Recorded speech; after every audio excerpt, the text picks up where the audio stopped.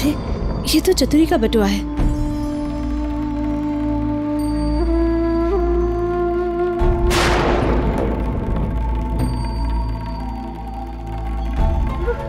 चतुरी अगर गांव गई है तो अपने पैसे और कपड़े क्यों नहीं लेकर गई?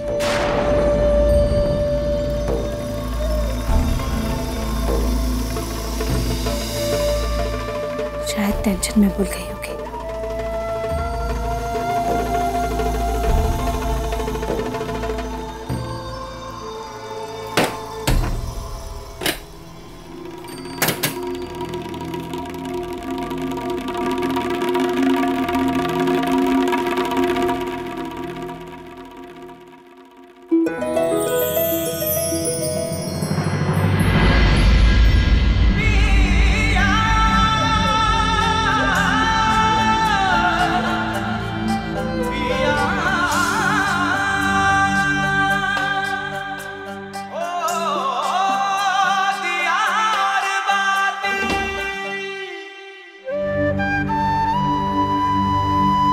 संध्या जी, अपने आप में इतना भी मत खोइए कि आपको ये भी ना पता चले कि सामने से कोई आ भी रहा है कि नहीं।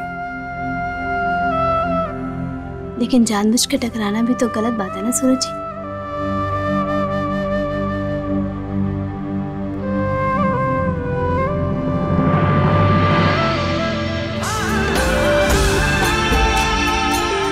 सूरज जी छोड़ दीजिए, मैंने अभी भी भाभू को आंगन में देखा था।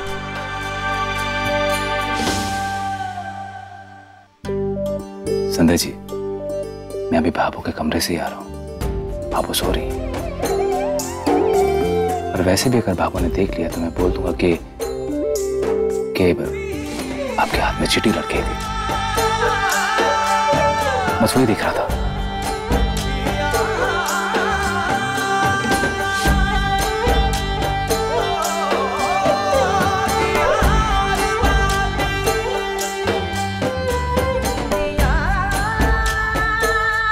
वरना मेरी हिम्मत कि मैं आपका हाथ ऐसे थाम लेता।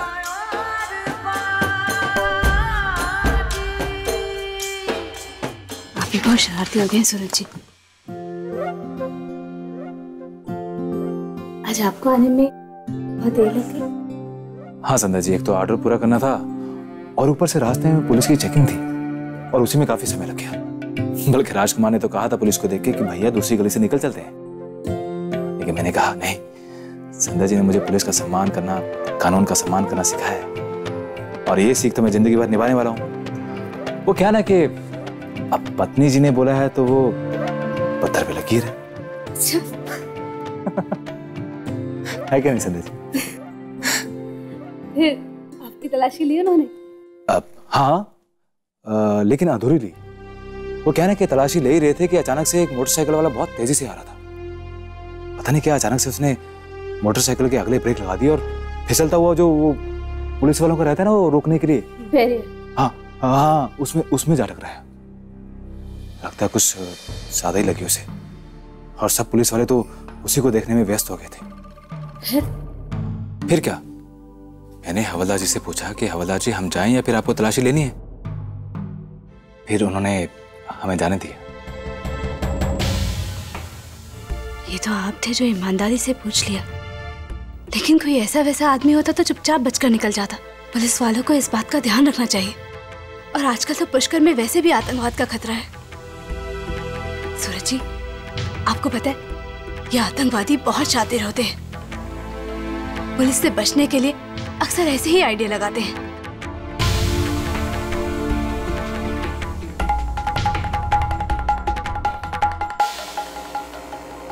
संध्या जी, वहां तो पुलिस वालों ने मेरी तलाशी ली नहीं, लेकिन अगर आप चाहें तो आप मेरी तलाशी ले सकते हैं। और हाँ, यकीन मानिए इस तलाशी से बचने के लिए मैं कोई बहाना नहीं लगाऊंगा। ये तलाशी से बचने का नहीं, तलाशी लेने का बहाना है। और मुझे कोई तलाशी वलाशी नहीं लेनी। अरे सुनिए तो सही। अब क्या हुआ बताइए ना सूरज जी। अब संध्या जी, वो पानी। संध्या जी, मैं कितनी दूर से आया हूँ, थका हारा। क्या आप अपने पति को पानी नहीं पूछ सकती?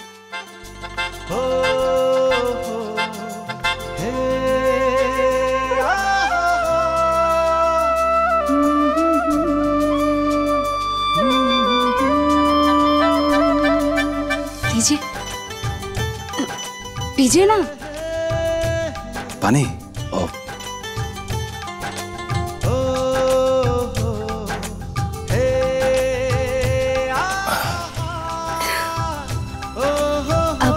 कुछ चाहिए तो वो भी बता दीजिए।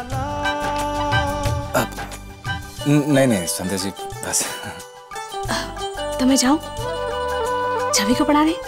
आप कमरे में चले जाइए और जाकर सो जाइए। संध्या जी जाइए, या फिर एक गिलास पानी और लेकर आऊं? नहीं, ठीक है संध्या जी, आप जाइए।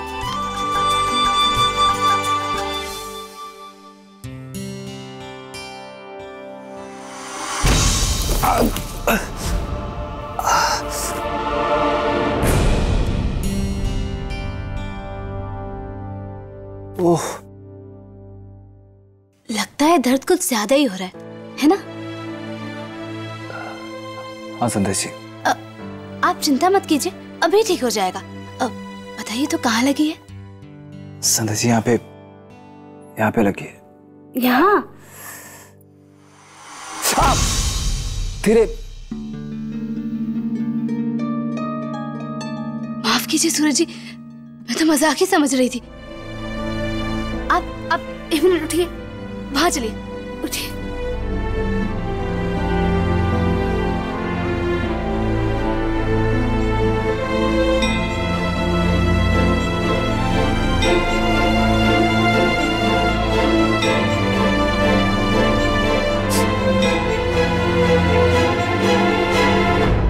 अब कुछ फर्क पड़ रहा है? हाँ संध्या जी, पहले से आराम है। सूरज जी, आप भी ना, अभी तो आप मुझे ही कह रहे थे कि अपने आप में इतना मत खोई रहिए कि कोई दिखाई ना दे, और अब आप क्या हुआ? ज्यादा दर्द हो रहा है?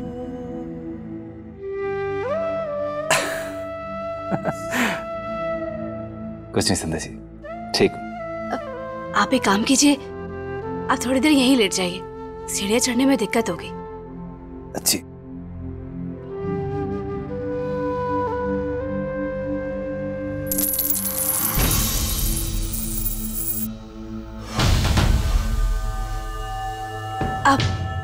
आप लेटे रहिए, मैं उठा देती हूँ।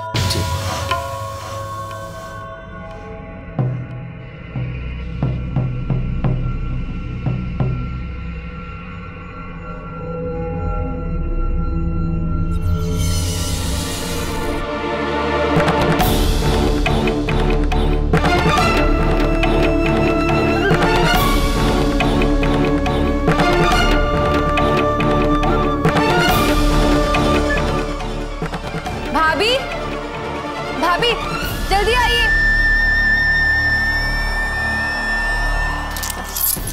सूरज जी, आप ही संभालिए, मैं छवि को पढ़ा कर आती हूँ।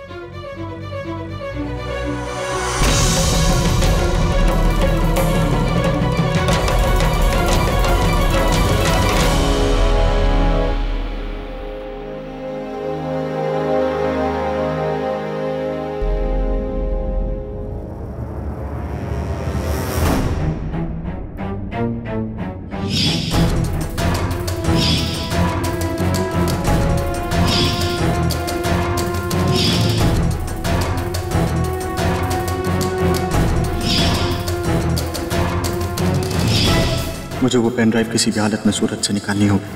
अगर वो गलती से भी किसी के हाथ लग गई तो बहुत बड़ी मुसीबत हो जाएगी।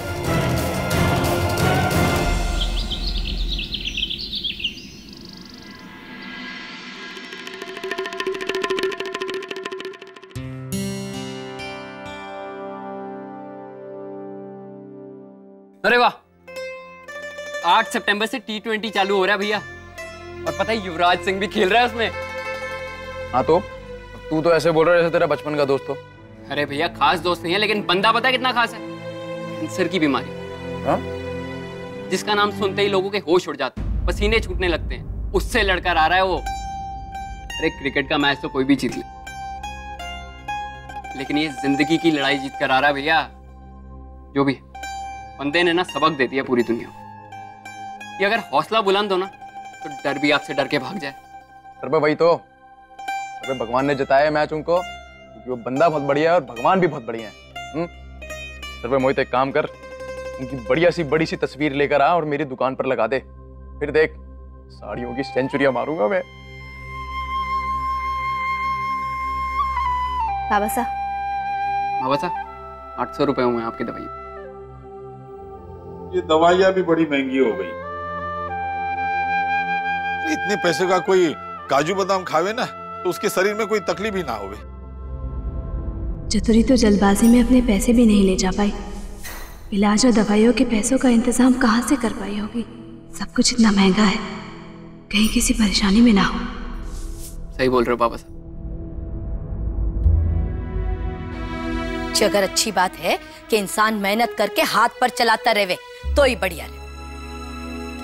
अब हम लोग हैं ना काम करने के लिए, बाबा साहब क्यों काम करेंगे? उनके तो आराम करने के दिन है। लिया भी नहीं लिया।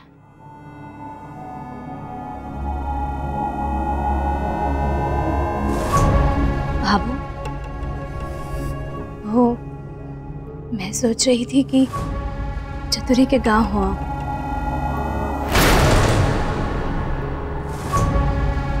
अगर आप कहे तो। जेठानी जी, आपको हमारी बात पे यकीन को नहीं के? अरे ये कोई हमारे मतलब की बातें हैं? इन सब में मैं झूठ बोलती फिरूंगी के? ठीक है, आपको यकीन को नहीं ना, तो अभी मैं वो चिट्ठी ले आती हूँ, खुद पढ़ लीजिएगा। अभी लेकर आती हूँ। ऐसी बात नहीं है मीनाक्षी, मैं तो सब जानती हूँ मैं क्या मतलब है और क्या नहीं। ऐसी बात हो या वैसी बात हो, मन में एक बार शंका आ जाए तो उसे पूरी कर ही लेनी चाहिए। मैं ले आती हूँ चिट्ठी, अभी लेकर आती हूँ चतुरी की चिट्ठी।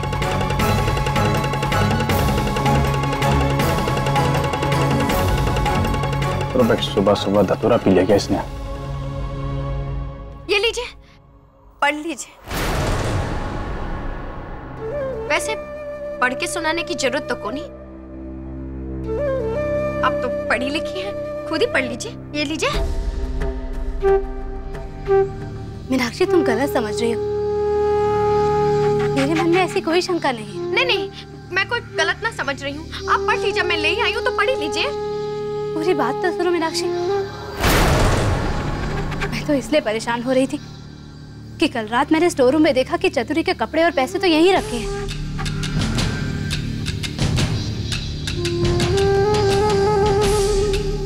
बाबा साहब की बात सुनी तो ध्यान गया कि आजकल इलाज इतना महंगा हो गया है, कैसे संभाल रही होगी सब कुछ। इसलिए सोचा कि उसके गांव हो, उसकी माँ को भी देख लूंगी और कुछ पैसे भी दे दूंगी, उसे अच्छा लगेगा। वैसे एक बात कहूँ जेठानी जी, बुरा मत मानिएगा, आप चतुरी की कुछ ज्यादा ही फिक्र ना कर रही हैं। हमारा मतलब है कि अगर उसको पैसे की जरूरत होती तब मांग लेती या फिर हम दे देते। ऐसे घर तक, उसके गांव तक जाकर पैसे देना, उसकी कोई जरूरत तो लगती नहीं है। वैसे नौकरानी है, कोई रिश्तेदार नातेदार थोड़ी है कि हम मदद। कभी तो ऐसी बात कर दिया कर कि मन लगे कि हमारे छोरे का ब्याह किसी इंसान से हुआ है। मां बनने वाली है रे तू। अरे अब के तो कालजे ने बड़ा रख। चतुरी ने सबसे ज्यादा थारे नखरे उठाए। इतने साल इस घर का और सबका ध्यान रखा है। रे रिश्ते सिर्फ जन्म देने से या ब्याह होने से ना होवे, कुछ रिश्ते दिल के भी जुड़ते हैं, उसे निभाना भी जरूरी होवे। जी सही कहा संतोष तूने। बिंदनी, तू और सूरज तैयार हो जाओ, मैं भी तुम दोनों के साथ आता हूं। और मैं अटेकी करूंगी। मैं अठे बैठी बैठी कौवा उड़ाऊंगी ना, मैं भी चलूंगी थालोगा के साथ। नहीं, आप लोग कैसे जा सके हैं?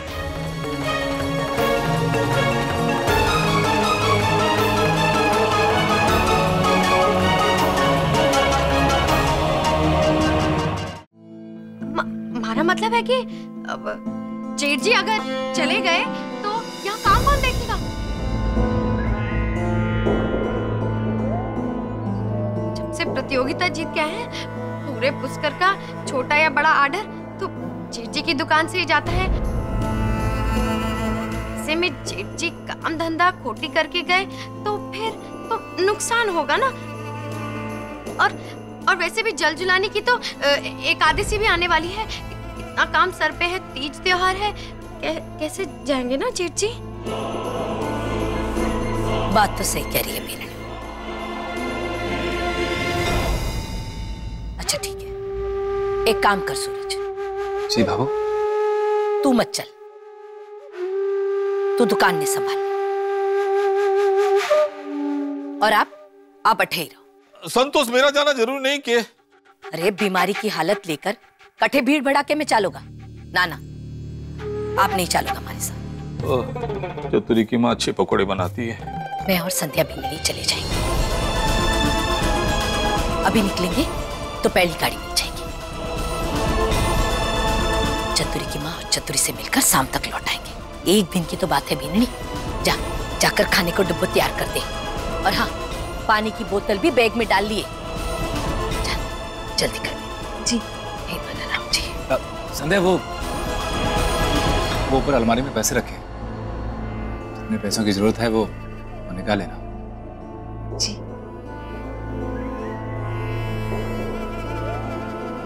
बाबू, मैं दुकान जा रहा हूँ। हाँ।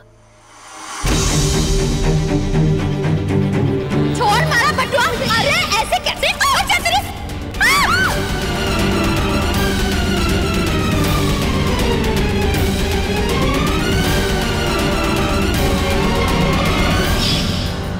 मरी मीनूरी, आपके मरी तो सुन कान लगा के पुलिस की गाड़ी की आवाज सुनाई दी कि नहीं दी? थानेदारनी खुद जा रही है भावों के साथ। इससे कहा कुछ छुप पाएगा। पक्की मरी तू तो मरी रे।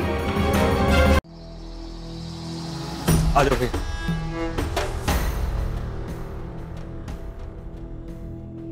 राजकुमार, ये क्या है?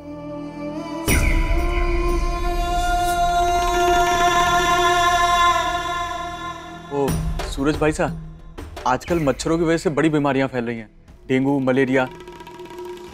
तो ये म्युनिसिपैलिटी वाले भैया ये बाहर छिड़काव कर रहे थे, तो मैं इन्हें बड़ी मिन्नतें करके लाया हूँ। भैया, इनके पास बहुत अच्छी दवाइयाँ होती हैं। एक बार छिड़काव कर देंगे घर में तो महीने भर तक कोई मच्छर नहीं फटकेगा। बस आप सब लोगों को एक आध घंटे के लिए घर से बाहर जाना पड़ेगा, तो मैं पूरे घर में छिड़काव करवा दूंगा। क्या करोड़पति आदमी हमारे घर में आया है पर मच्छर भगा रहे।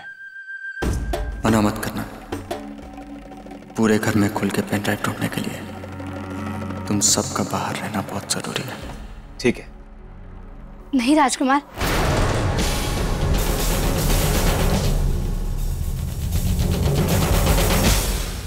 बीननी, बीन की बात काटना लुगाई ने सुबह ना दे।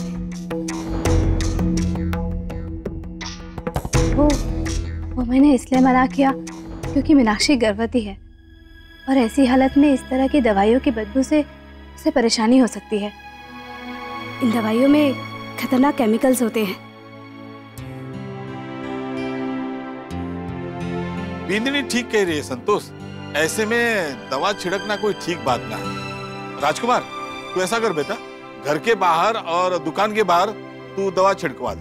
हाँ। राजकुमार रुको। जी भाई साहब। वो भाभो और संध्या तुम्हारे गांव जा रहे हैं, चतुरी की माँ को देखने। अगर घर वालों के लिए कोई संदेश हो तो भिजवा दो। और हाँ, अपने हाथ से बना के कुछ मिठाइयाँ पैक कर देना। हमारे घर वाले बहुत खुश होंगे ये देख के। कि तुम कितना कुछ सीख गए। तुम्हारे गांव की बस कितने बजे जाती है?